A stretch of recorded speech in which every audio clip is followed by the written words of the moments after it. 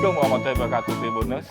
Hari ini kita berada di tempat yang istimewa sekali di SLB Balikpapan ya Bu ya? Betul, SLB Negeri Balikpapan. SLB Negeri Balikpapan dan dengan orang yang istimewa sekali, Ibu Ade Putri Sarwenda. Betul. Ya, beliau adalah pengajar di salah satu pengajar di SLB Balikpapan Ibu ya? Betul. Ini sudah berapa tahun Bu ngajar Bu sini? Saya di SLB Negeri Balikpapan udah kurang lebih 9 tahun. 9 tahun ya? Udah lebih 9 tahun, mau 10 tahun kurang lebih ya. Berarti dari tahun 2013? 2015-an. Oh, 2015. Maaf, matematika saya agak jelek memang. Enggak apa-apa, sama kurang lebih. Bu, biar matematika bagus kita ngomong sambil duduk sini Bu. Siap. Hari ini kita akan ngobrol-ngobrol dengan Ibu Ade Putri Sarwenda. Betul. Bu Ade, tadi saya sempat ngajar, sempat ngajar. Saya sempat ngelihat Ibu mengajar siswa-siswa di SLB Negeri Balikpapan. Dan Ibu begitu sabar ya kan? Insya Allah. Begitu apa ya, tenang menghadapi para siswa-siswa yang berkebutuhan khusus ini. Saya mungkin tanya gini Bu Ade, apa kalau di rumah Ibu Ade sabar itu juga? Mungkin yang bisa menilai saya sabar atau tidak mungkin orang-orang terdekat saya Mas ya, tapi saya berusaha ketika saya di sekolah yang saya hadapi ini saya anggap sebagai anak-anak saya sendiri.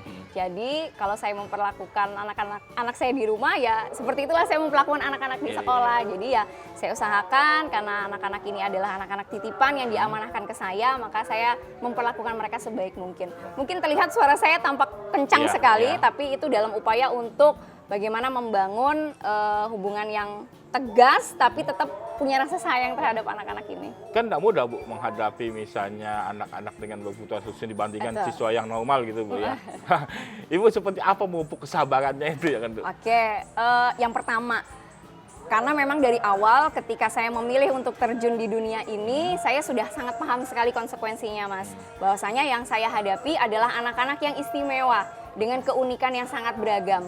Artinya ketika saya menemukan anak-anak ini dengan berbagai perilaku, kemudian kemampuan yang unik, ya udah saya menerima itu sebagai bagian dari konsekuensi mengajar saya. Bagaimana cara memupuk kesabaran saya? Ya tetap manusia kan ada limit sabarnya. Jadi ketika saya ada di batas mungkin kurang sabar, ya itu kembali lagi istighfar atau saya alihkan ke yang lain. Nanti kalau sudah lebih tenang, saya kembali lagi ke anak-anak. Tapi kalau menghadapi anak di rumah juga sabar ini, anak-anak sendiri. Nanti boleh ditanyain kali ya.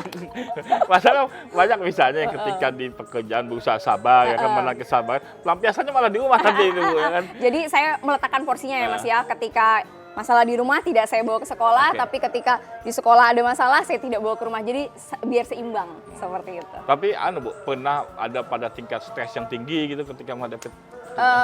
Jujur ya Mas ya, kalau ngajar ini saya nggak punya masa di mana saya betul-betul stres karena mengajar, karena betul-betul ya mengajar adalah dunia saya, apalagi ngajar anak-anak berkebutuhan khusus.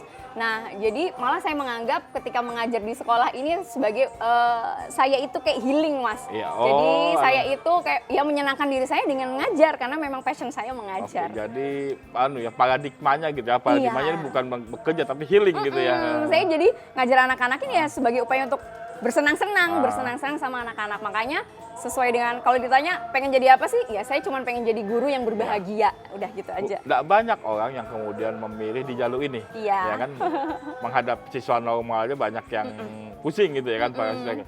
Nah, dari awal kan Ibu kalau tidak salah sudah memilih jurusan ya kan? Apa sekolah jurusannya pendidikan luar biasa ya kan? Apa kemudian berasa Ibu mengambil jurusan itu gitu? Mungkin kalau ditanya, saya juga nggak tahu Mas alasannya apa. Ini seperti pernah sesi wawancara yang dulu-dulu ketika saya ditanya, kenapa sih mau ambil jurusan ini ya? Kalau buat saya, level cinta terdalam itu tidak butuh alasan pasti, itu yang pertama. Yang kedua, kenapa saya tahu jurusan ini dan kenapa saya sejatuh cinta dengan itu, diawali ketika SMA. Pada saat itu saya anak SMA jurusan IPA. Saya itu ngebaca satu buku berjudul Sheila, karyanya Tore Hayden. Nah, di sana menceritakan seorang guru yang di dalam kelasnya itu dihadirkan anak-anak yang istimewa dan beragam. ketika saya membaca itu saya ikut merasakan, wah kayaknya seru ya deh, challenging banget nih menghadapi anak-anak yang beragam. Dan pastinya ketika ditanya ini output akhirnya akan seperti apa, anak-anak itu bisa berbahagia belajar aja itu udah menyenangkan buat saya. Jadi saya pengen deh seperti Ibu Tore Hayden ini, jadi saya ambil jurusan itu. Ada mungkin kata-kata dalam buku Sheila itu yang menjadi mengubah mindsetnya Ibu gitu, kata-kata kemudian. Ada satu kata mungkin di penutup akhirnya ya, menganggap ya setiap anak itu nggak bisa kita samakan, Mas. Setiap anak itu unik dengan berbagai karakteristik dan keberagamannya. Dan ketika memilih untuk masuk ke kehidupan mereka, artinya kita sudah siap dengan segala konsekuensi apapun yang berkaitan dengan mereka. Oke. Tapi apakah hanya satu buku itu aja yang mengubah paradigma Ibu ketika kembali? Apa maksudnya ketika memilih melakoni masuk jurusan sekolah jurusan pendidikan luar biasa ini ya kan? Percaya nggak percaya, hanya satu itu, Mas. Jadi buku Sheila itu adalah betul-betul buku yang awal itu kayak membuka pintu saya, oh ini saya setelah lulus saya pengen jadi ini. Nah setelah itu buku-buku Tore Hayden itu banyak serinya, Mas, dan itu saya baca. Dan kemudian berlanjut ke buku-buku psikologi. Tapi saya senangnya tuh membaca psikologi, kalau dulu namanya psikologi anak luar biasa, psikologi anak berkebutuhan khusus. Dan ketika kuliah, nah saya makin senang lagi nih, Mas, karena pada saat kuliah itu saya betul-betul dihadirkan pengalaman belajar itu yang bermakna banget dan sampai hari ini betul-betul saya ingat. Apa sih yang buat Ibu tertarik gitu, selain Bu di luar buku Bu ya, buat tertarik kemudian mendalami pendidikan luar biasa ini, ya kan, kemudian mengajar, apa sih untuk mengasuh anak-anak berkebutuhan khusus ini, apa sih gitu Bu? Saya kembalikan dulu kepada pemahaman dan juga kepada mindset di luar sana bahwasanya anak-anak berkebutuhan khusus ini kan salah satu dari kelompok rentan. Nah, kelompok rentan itu artinya mereka butuh sekali yang namanya sentuhan atau tangan-tangan istimewa yang betul-betul peduli terhadap mereka. Saya berpikir bahwasanya kalau bukan kita yang peduli terhadap pendidikan mereka, lantas siapa lagi?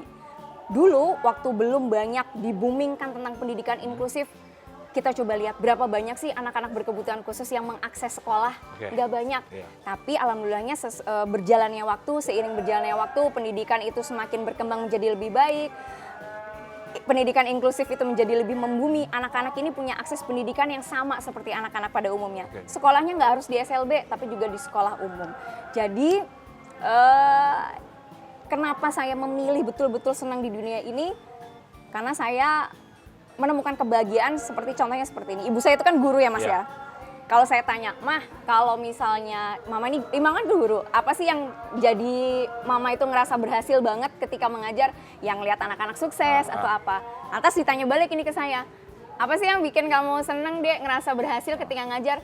Simple sih, ketika masuk kelas, ini contoh, anaknya tuh ngomongnya masih ha. Tapi ketika udah masuk ke saya, anak itu bisa ngomong, Ibu, itu udah seneng luar biasa. Jadi sesederhana itu saya mentafsirkan kebahagiaan. Apa mungkin di masa kecilnya punya teman yang berkebutuhan khusus apa enggak? Enggak punya. Jadi gongnya itu hanya buku Sheila itu? Gongnya hanya di buku Sheila yang saya baca pada saat pembelajaran waktu saya SMA. Kebetulan saya anak IPA, Mas. Saya tidak tahu apakah Tore Hayden yang beruntung bukunya menginspirasi seseorang atau memang buku itu memang sudah takdir gitu ya? Buku itu adalah jalan takdir Allah buat saya supaya, nih loh, kamu kan masih bingung nih kamu jadi apa nih. Allah turunkan sebuah buku itu, baca, kemudian saya menemukan ini adalah passion saya. Dan itu berlanjut, Mas, ketika saya melanjutkan sekolah, ya saya inline, saya nggak mau sekolah kalau nggak jurusannya sama. Dulu pernah saya sekolah lanjut, tapi saya anggap itu nggak inline, jadi saya ulang lagi kuliahnya. Tetap di pendidikan luar biasa? Tetap di pendidikan luar biasa, jadi satu pendidikan luar biasa, kemudian lanjut juga pendidikan luar biasa. Banyak kemudian para guru-guru yang memilih orang yang kemudian memilih jalur yang luar biasa sebenarnya ya kan. Ada mungkin Ibu tidak langsung inline ketika mengajar pertama kali menghadapi siswa-siswa seperti ini gitu ya kan Bu. Seperti apa kemudian Ibu? Kebetulan, Mas, ketika mengajar itu di awal saya nggak lulus langsung mengajar. Jadi sebelum saya lulus saya tuh udah ngajar, Mas. Jadi saya tuh mahasiswa semester 6 itu saya udah ngajar. Magang itu apa gimana? Tidak magang, saya ditarik oleh sekolah kebetulan. Jadi waktu itu saya KKN PPL, praktek pembelajaran langsung di lapangan. Selama hanya kurang lebih sebulan kurang lebih. Nah setelah itu saya balik ke kampus, saya tiba-tiba di calling oleh sekolah. Kami sepertinya butuh Mbak Ade untuk ngajar, jadi kalau berkenan balik ngajar. Dan itu saya langsung nggak babi bu lagi, oke saya terima. Nah dari situ saya nggak langsung ngajar kelas besar Mas. Itu karena butuh uang jajan apa memang suka? Enggak. Oh, Mohon maaf ya Mas ya kalau kita menghitungnya lewat salary, seberapa besar sih Mas gaji guru? Nah waktu zaman mahasiswa itu butuh uang jajan tambahan apa enggak? Enggak. Kebetulan ada sampingan lainnya juga seperti itu. Ada kegiatan sampingan lainnya juga. Nah jadi kalau untuk mencari salary, saya pikir enggak. Tapi yang saya pikir adalah saya pengen saya lebih jatuh cinta dengan dunia ini ya dengan saya menerima tawaran itu. Oke. Tapi ada mungkin ketika pertama kali hingga sampai saat ini mungkin ada momen-momen di saat putus asa atau gimana, ada gitu Bu misalnya? Putus asa dalam mengajar? Iya, bisa menghadapi siswa? Apa tekanan darah tinggi naik gitu? Enggak, jadi ketika saya menemukan stuck dalam mengajar, saya refleksi balik diri saya Mas. Ini bukan anak-anak yang salah, tapi saya yang sebagai gurunya yang kurang mampu. Jadi, karena memang anak itu kan dengan kemampuannya seperti itu ya Mas ya. Jadi saya refleksi balik, ini saya harus memutar pikiran saya untuk bagaimana saya menemukan cara anak ini bisa efektif belajar dengan saya. Jadi saya tidak pernah menyalahkan anak-anak karena memang mereka dengan kondisi dan keberagamannya seperti itu. Tapi yang saya harus refleksi adalah ini saya yang harus berubah cara ngajar saya. Jadi tekanan darah nggak pernah naik tinggi Bu ya? Alhamdulillah malah rendah Mas. Benar. Tapi saya harus cek dulu Bu tekanan darah Ibu ya kan. Kebetulan teman saya bawa alat tensi dulu, kita bisa cek itu Bu. Kayaknya rendah sih. Tapi mungkin karena apa ya? Karena ngomongnya bersemangat banget jadi tinggi nih kayaknya nih. Teman saya kebetulan bawa ini Bu ya kan. Oke siap. Siap. Ya Allah. Ini niat sekali ya Mas ya? Kita mau ngecek ya kan Bu ya kan. Karena menghadapi tekanan biasanya tekanan darah tinggi Bu. Oh gitu. Oke. Santai, nggak usah ngomong, jangan gerak. Oke. Izin, tangan santai, tangannya di sini. Oke. Kita lihat ya, Tribuners. Iya. Sambil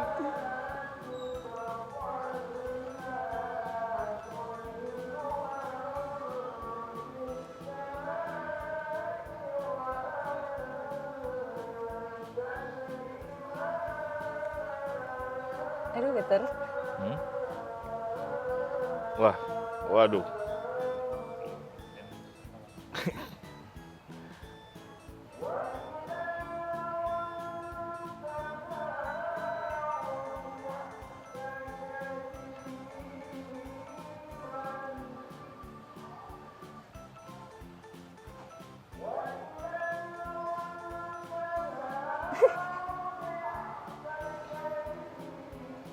Wah, kan normal apa kan? normal, 160. Berarti enjoy. Cuman ya. ini heart rate-nya karena menggebu-gebu kali ya. jadi Iya agak tinggi nih, benar. Tapi normal. Oke, terima kasih. Sama-sama. Iya. Mungkin karena enjoy menjalani hidup dulu. Banget. Ya. Banget. Dan itu ketika kita menemukan pekerjaan yang sesuai dengan passion kita itu kebahagiaan. Banget. Kebetulan Mas, saya juga menjalani aktivitas sebagai instruktur nasional. Membagikan ilmu kepada beberapa rekan-rekan. Tapi jujur ya memang saya sangat menikmati dunia mengajar saya di dalam kelas gitu. Bu, kalau misalnya ibu adik, ya namanya manusia kan Bu, Iya. ada di saat ini mentalnya down gitu ya kan, terus apa yang kemudian ibu adik lakukan apa? Oke, yang saya lakukan mungkin mengalihkan ke hal-hal yang saya suka. Kebetulan saya suka nonton, Oke. saya suka traveling, Oke. saya suka jalan-jalan aja kemana-mana. Itu, jadi saya mengalihkannya ke situ. Jadi kalau misalnya udah agak burn out, Ya. tekanan itu banyak ya Mas ya, tekanan kerja, tekanan misalnya apapun. Jadi saya melarikan dirinya itu dengan jalan, nonton, belanja mungkin sesuai dengan fitrahnya perempuan Iya, gitu. tuh. Saya kalau belanja sudah saya yakin ya kan. Bu, ini hujannya makin deras. Oke. Kalau mereka pindah ke dalam Siap. gimana? Kalau pindah di kelas boleh? Bu? Boleh. Oke, Tribuners, kita pindah lokasi karena di luar hujan kebetulan ya kan. Ini kelas tempat Bu Adek mengajar sehari. Betul. Oke. Ini kelas tempat saya berjuang nih Mas. Kelas berapa tadi kan sih Bu? Kelas 3 SDLB, siswa dengan hambatan intelektual. Oh, jadi ada kelas anunya Bu ya? Kategorinya ya? Betul. Berarti kelas 3 ini ada berapa kelas gitu maksudnya? Betul. Ini kebetulan kan kelasnya sekatan nih Mas. Kelas ini hambatan intelektual, yang sebelah sana itu untuk peserta didik dengan autisme. Oke. Ya. Bu, saya dengar ini kan katanya Bu Ade juga sebagai guru juga banyak prestasinya Masya gitu. Allah. Ya. Apa aja Bu bisa disebutkan prestasinya Ibu ini apa aja sebenarnya Bu? Karena sudah viral juga ini Bu dia. Saya sebutin yang tahun kemarin Iya, aja iya. ya Mas ya. Alhamdulillah di tahun 2024 kemarin saya mendapatkan posisi pertama untuk guru inovatif jenjang SLB tingkat Provinsi Kalimantan Timur, alhamdulillah di peringkat pertama. Oke. Kemudian berlanjut, alhamdulillah juga di tahun yang sama saya mendapatkan posisi pertama juga sebagai guru inovatif jenjang SLB untuk kegiatan Jambore Guru dan Tenaga Kependidikan.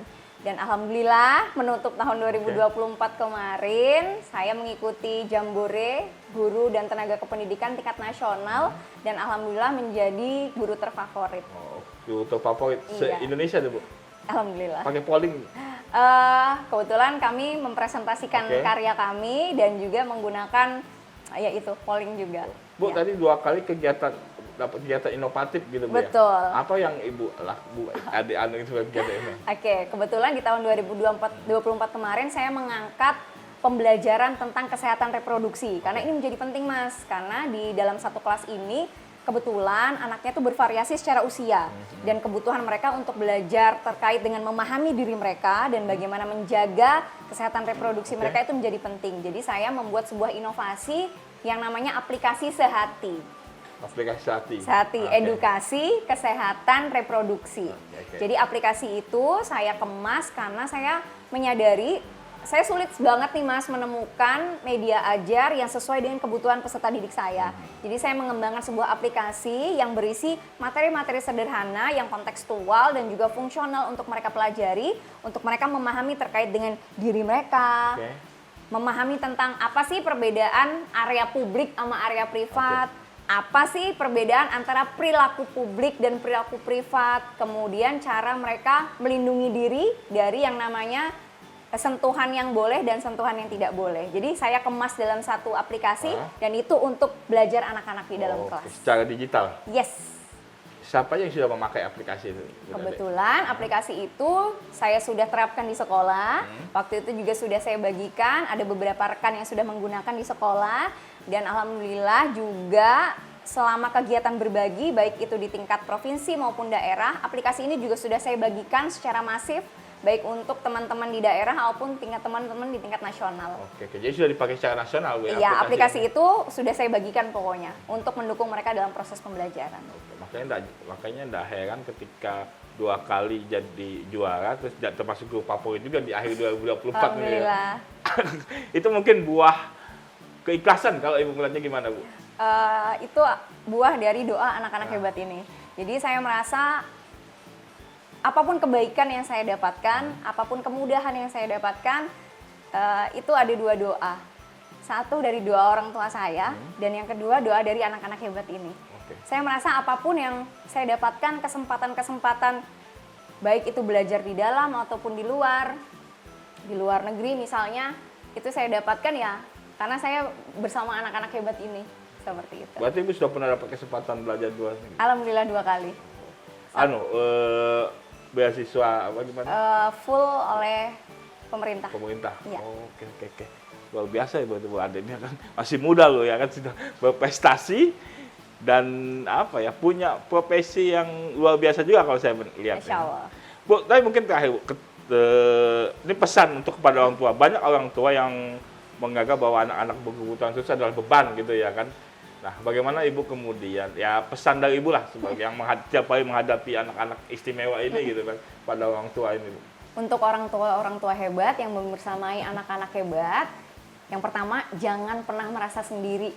Bapak dan Ibu, kita semua bekerja sama untuk memberikan yang terbaik, untuk mempersiapkan masa depan supaya anak-anak ini bisa memiliki kehidupan yang lebih baik, terutama pasca lulus sekolah. Dan yang kedua adalah terus punya ekspektasi yang baik terhadap anak. Kita yakin bahwasanya setiap anak punya potensi dan kemampuannya masing-masing. Dengan proses belajar yang baik dan kerjasama dengan orang tua, insya Allah mengantarkan anak memiliki kemandirian dan memunculkan potensi terbaiknya sebagai anak-anak yang hebat. Kemudian kita juga meyakini bahwa di setiap ajaran agama manapun, anak-anak hebat ini adalah anak-anak yang menggenggam kunci surga. Ketika orang tua dan guru bersinergi menjadi yang baik untuk mengantarkan mereka menuju potensi terbaiknya, percayalah kita sama-sama sedang menggenggam kunci surga kita. Jadi tetap semangat untuk orang tua hebat dan guru-guru yang membersamai anak-anak hebat ini juga. Terima kasih. Oke Tribuners, itu tadi obrolan kita dengan Ibu Ade Putri Sarwenda, ya kan? Pengajar di SLB Balikpapan. Betul. Ada beberapa hal yang bisa kita tangkap dari obrolan kita pada hari ini, bahwa apapun yang dilakukan dengan keikhlasan, dengan kebahagiaan, hasilnya pasti akan baik. Saya Januar pamit dari Racing Star pada edisi pada hari ini. Kita akan jumpa lagi di Racing Star edisi selanjutnya. Sehat terus untuk Balikpapan, sehat untuk Kaltim, sehat untuk Indonesia, dan sehat untuk kita semua. Saya pamit. Assalamualaikum warahmatullahi wabarakatuh. Assalamualaikum warahmatullahi wabarakatuh. Download Tribun X sekarang. Menghadirkan lokal menjadi Indonesia.